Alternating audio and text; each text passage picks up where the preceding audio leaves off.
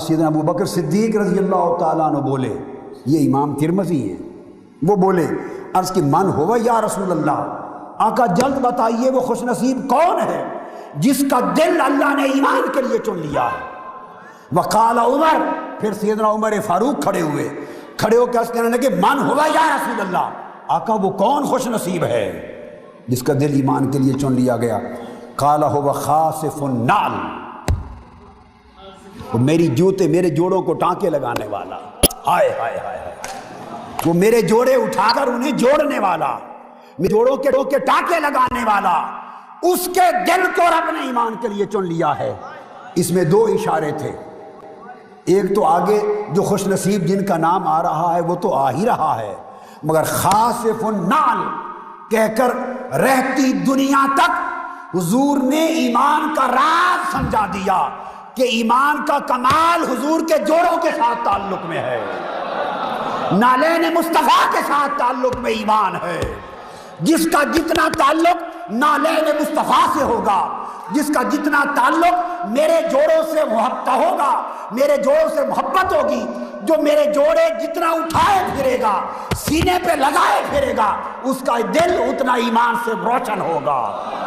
گویا حضور امت کو ایمان کا سبق، ایمان کا سر، ایمان کا راز اور ایمان کی حقیقت سمجھا رہے تھے کہ قیامت تک اگر ایمان کے نور سے دل کو روشن کرنا چاہتے ہو تو میرے جوڑوں سے جڑ جاؤ، نالین مصطفیٰ کے ساتھ تعلق جوڑو۔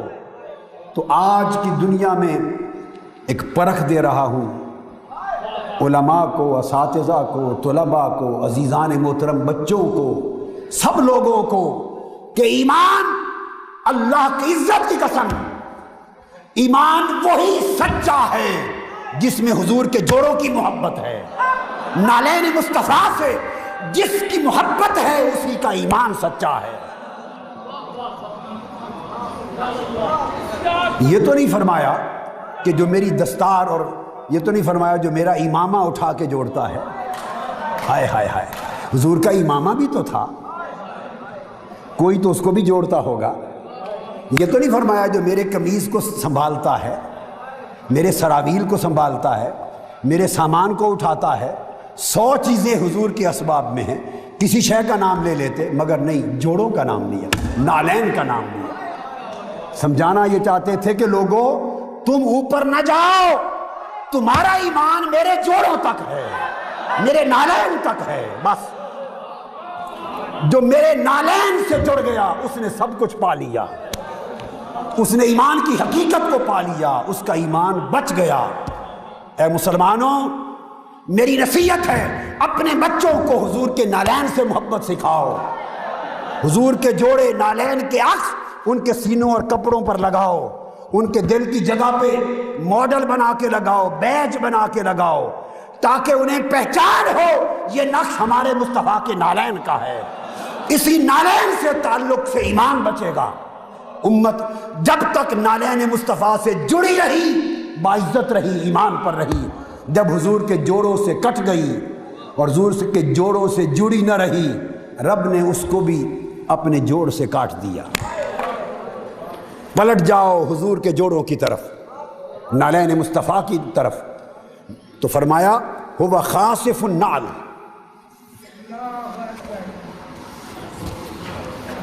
یہ بات کر کے آگے صحابی بیان کرتے ہیں کہ وہ حضور کے خاسف النعل، جوڑے اٹھا کے جوڑنے والے، ان کو تہہ کرنے والے، تہہ کر کے رکھنے والے، ٹانکے لگانے والے، تہہ کرنے، یہ مختلف معنی ہیں خسف کے اور خاسف کے۔ تہہ کر کے ایک دوسرے کے اوپر تہہ بنا کے، جیسے جوڑے اٹھا کے آپ تہہ کر کے نہیں رکھتے جب مسجد میں آتے ہیں، تو تہہ کر کے ایک دوسرے کے اوپر رکھنا، پھٹا ہو تو اس کو جوڑے ٹانکے لگا لینا، اس میں کوئی چیز پھٹی ہے تو اس کا جوڑ کر دینا، یہ سارے کام خاسف النعل میں آتے ہیں۔ مطلب یہ ہے جو میرے جوڑوں کا رکھوالا ہے، میرے نالین کا رکھوالا ہے، اس کے دل کو اللہ نے ایمان کے لیے چن لیا ہے۔ ارے غور تو کرو حضور کے اس جملے کی طرف کہ اس کا دل اللہ نے ایمان کے لیے چن لیا ہے۔ کس کا دل؟ جو میرے جوڑوں کا رکھوالا ہے، اللہ اس کے ایمان کا رکھوالا ہے۔ ہائے ہائے، جو میرے جوڑوں کا نالین کا رکھوالا ہے، اللہ اس کے ایمان کا رکھوالا ہے۔ سمجھ آئی بات کی؟ یہ مقام ہے تاجدار کائنات کی عظمت کا۔ اور فرمایا وَكَانَ أَعْطَى عَلِيًّا نَعْلَهُ يَخْسِفُهَا، اور پھر وہ خاسف النعل کون تھے؟ امام ترمذی فرماتے ہیں کہ خسف نعل کے لیے حضور جوڑے صرف حضرت علی کو دیتے تھے۔ حضرت علی خاسف النعل تھے، حضرت علی خاسف النعل تھے۔ ثم التفت الینا علی، حضرت علی خاسف النعل تھے اور اللہ نے ان کا دل ایمان کے لیے چن لیا۔ اور اتنی حیرت خوشگوار کہ حضرت عمر بھی پوچھ رہے ہیں مولا وہ کون خوش نصیب ہے، حضرت ابو بکر بھی پوچھ رہے ہیں کون خوش نصیب ہے۔ یہ رشک ہے ان کے ایمان کی عظمت پر۔ ایک تو حضور نے ایمان کو اپنے جوڑوں سے جوڑ دیا اور خاسف النعل کہہ کر حضرت علی کو منتخب کر دیا، اللہ نے اس کا دل چن لیا۔ اب جس کو اللہ نے چن لیا ہے